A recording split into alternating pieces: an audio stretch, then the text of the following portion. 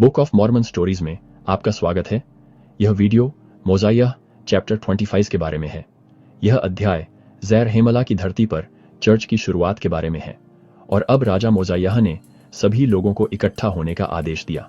अब नेफाय के उतने बच्चे नहीं थे और न ही नेफाय के वंशज उतने थे जितने की मुल्क के वंशज ज़ेरहैमला के लोग थे और जो उसके साथ जंगल में आए थे।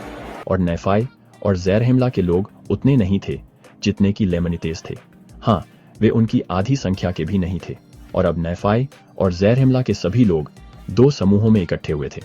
और ऐसा हुआ कि मोसायाह ने खुद पढ़ा और अपने लोगों को पढ़ाया जिनिफ के रिकॉर्ड। उसने अल्मा और उसके भाइयों का वृतांत भी पढ़ा और उनके सभी कष्टों को, जब से वे ज़ेरहैमला की भूमि को छोड़कर गए थे तब तक, जब तक कि वे फिर से वापस नहीं लौट आए। जब मोजायाह ने पढ़ना समाप्त किया तो लोग आश्चर्यचकित रह गए, क्योंकि वे नहीं जानते थे कि क्या सोचें। क्योंकि जब उन्होंने उन लोगों को देखा जो बंधन से छूटे थे तो वे बहुत ज्यादा खुशी से भर गए। हालांकि जब उन्होंने लेमनीतेस द्वारा मारे गए लोगों के बारे में सोचा तो वे दुख से भर गए और दुख के बहुत से आंसू बहाए। फिर भगवान की तत्काल भलाई और अल्मा और उसके भाइयों को छुड़ाने में उनकी शक्ति के बारे में सोचकर उन्होंने भगवान का शुक्रिया अदा करने के लिए अपनी आवाजें उठाईं। उनकी दया और मुक्ति के लिए आभारी थे। उन्होंने लेमनीतेस के लिए भी दर्द और पीड़ा महसूस की, जो उनके भाई थे जो पापी और दूषित अवस्था में थे।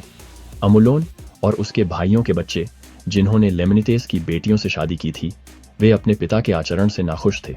उन्होंने अपना नाम बदलने का फैसला किया। उन्होंने खुद नीफाई का नाम लिया ताकि नीफाइट्स में गिने जा सकें। अब ज़ेरहैमला के सभी लोगों को नीफाइट्स के साथ गिना जाता था, जो एक पहचान के तहत एकजुट होते थे। जब मोजाइयाह ने बोलना समाप्त किया तो उसने अल्मा से भी लोगों से बात करने के लिए कहा। अल्मा प्रभु में पश्चाताप और विश्वास का प्रचार करते हैं।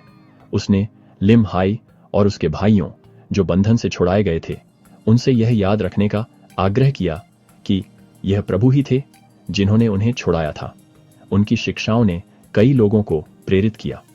अल्मा की शिक्षाओं के बाद राजा लिमहाई और उनके सभी लोगों ने बपतिस्मा लेने की इच्छा जताई। अल्मा पानी में उतरे और उन्हें बपतिस्मा दिया, जो उनकी प्रतिबद्धता और विश्वास का एक गहरा प्रतीक था।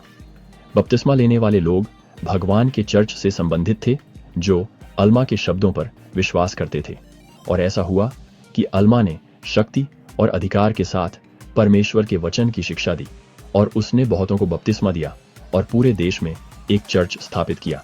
और अल्मा ने कलीसिया को संगठित किया और उसने याजकों और शिक्षकों को नियुक्त किया और उसने उनकी जरूरतों के अनुसार उन्हें आशीर्वाद दिया और उन्हें परमेश्वर के लोग कहा गया। और उन्होंने एक चर्च स्थापित किया और वे प्रभु में आनंदित हुए। और उन्होंने निरंतर उससे प्रार्थना की कि वह उन्हें यह अनुदान दे कि वे अक्सर मिल सकें, और यह कि प्रभु उन्हें एकता और प्रेम की भावना से आशीर्वाद दें। प्रभु ने उन पर अपनी आत्मा उंडेली और वे आशीर्वादित और समृद्ध हुए। और मेरे दोस्तों, इस तरह ज़ेरहैमला की धरती पर भगवान के चर्च की शुरुआत हुई। देखने के लिए धन्यवाद।